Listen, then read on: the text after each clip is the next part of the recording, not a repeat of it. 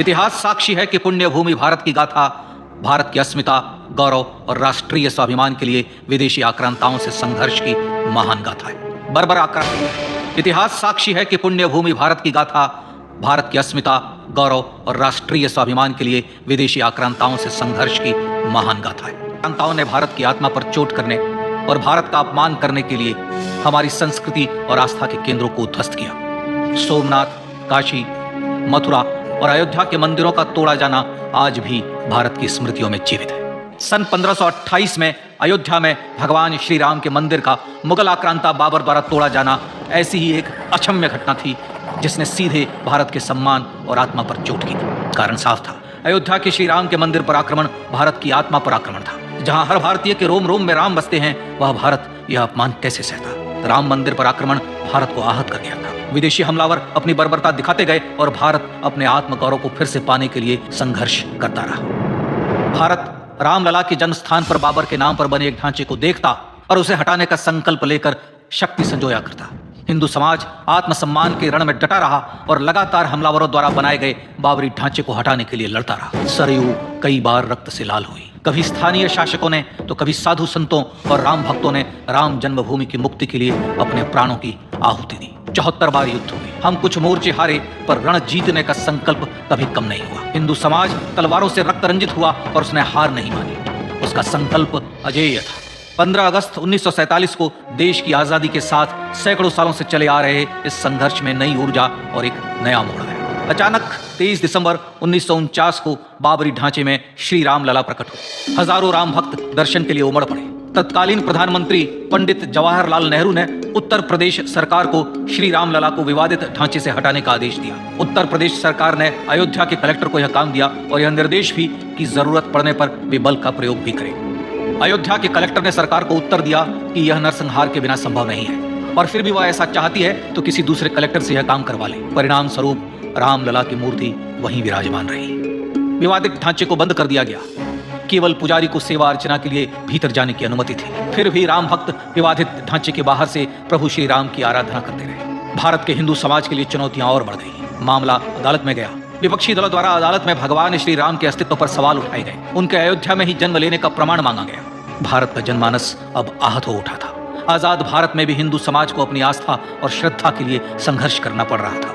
चुनौतियों के इस समय में सन 1984 में विज्ञान भवन दिल्ली में विश्व हिंदू परिषद ने धर्म संसद का आयोजन किया। इस संसद में देश भर के संतों ने राम जन्मभूमि की मुक्ति के लिए आह्वान किया और राम जन्मभूमि मुक्ति यज्ञ समिति का गठन किया। धर्म संसद ने राम जन्मभूमि की मुक्ति और वहां भगवान श्री राम के भव्य मंदिर बनाने के भारत के जनमानस के संकल्प को फिर से दोहराया। विश्व हिंदू परिषद के नेतृत्व में मंदिर निर्माण के लिए पूरे देश में अभूतपूर्व आंदोलन की शुरुआत हुई। श्री राम जन्मस्थली मुक्ति यज्ञ समिति के साथ देश भर में राम जानकी की रथ यात्राएं निकली। राम लीलाओं में राम कथा के माध्यम से भारत का आम जन फिर से जुटा। अब सबके मन में एक ही प्रण था, एक ही लक्ष्य था, अयोध्या में जन्मभूमि पर भगवान श्री राम की भव्य मंदिर का निर्माण।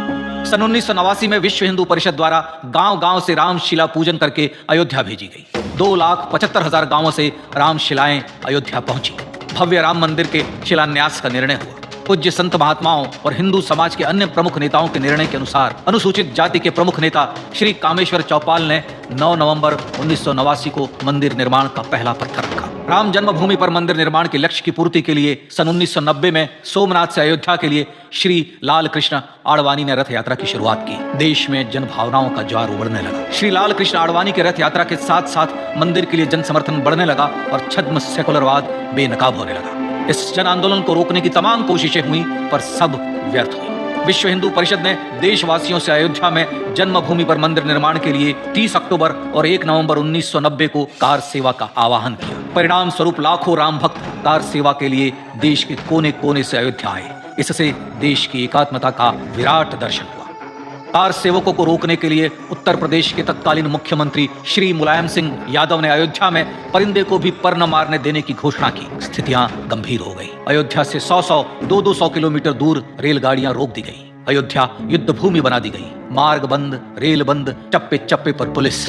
अयोध्या सैनिक छावनी में बदल गई। राम नाम पर ऐसी पाबंदी कि अर्थी ले जा रहे लोगों तक को रोका गया, क्योंकि वे राम नाम सत्य कह रहे थे। लेकिन सैकड़ों किलोमीटर की यात्रा कर कार सेवक अयोध्या पहुंचने लगे। राम के गीत गाते, होठों पर हंसी और पांव में छाले लिए राम काज के लिए राम भक्त देश विदेश से अयोध्या पहुंच ही गए। कार सेवकों पर गोलियां चली, अनेक कार सेवक शहीद हुए।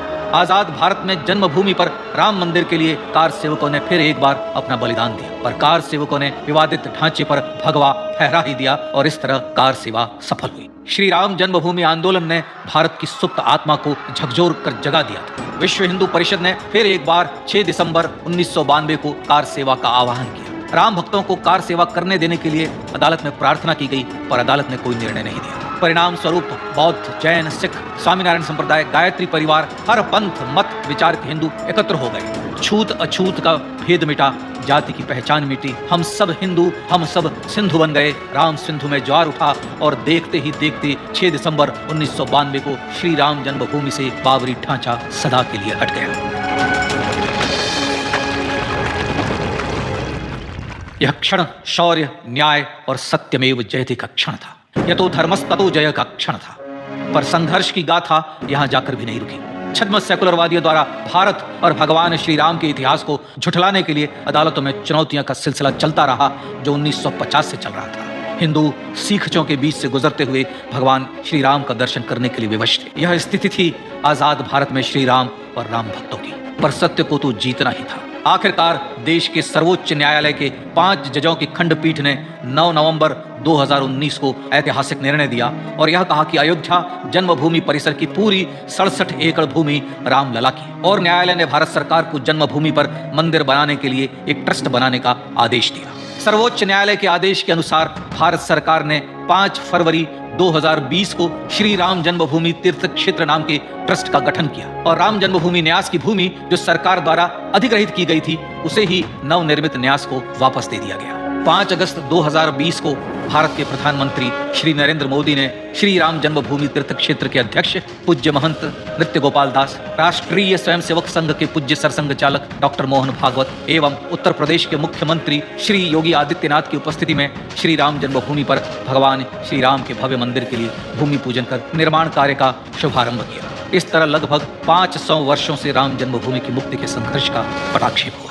अपने आत्मसम्मान और राष्ट्रीय अस्मिता के लिए इतना लंबा संघर्ष विश्व के इतिहास में बेजोड़ है। श्री राम भारत की आत्मा, भारत की परिभाषा, हमारे राष्ट्रीय आदर्शों और जीवन मूल्यों के प्रतिनिधि, मर्यादा पुरुषोत्तम हैं, जो हर हिंदू के होठों पर जन्म से मृत्यु तक रहे।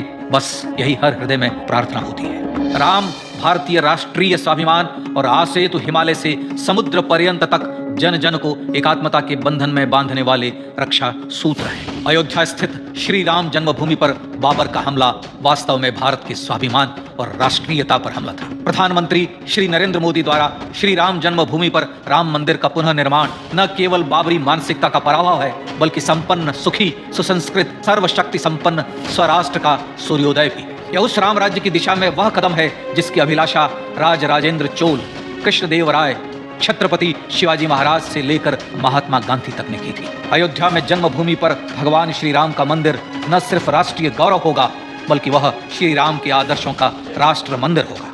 अब वह महान संकल्प पूरा होने जा रहा है। आइए इस राम यज्ञ, राष्ट्र यज्ञ में जिन ज्ञात और अज्ञात भारतीयों ने अपनी आत्माहुति दी है, उनका पुण्य स्मरण कर उन्हें श्रद्धांजलि दें।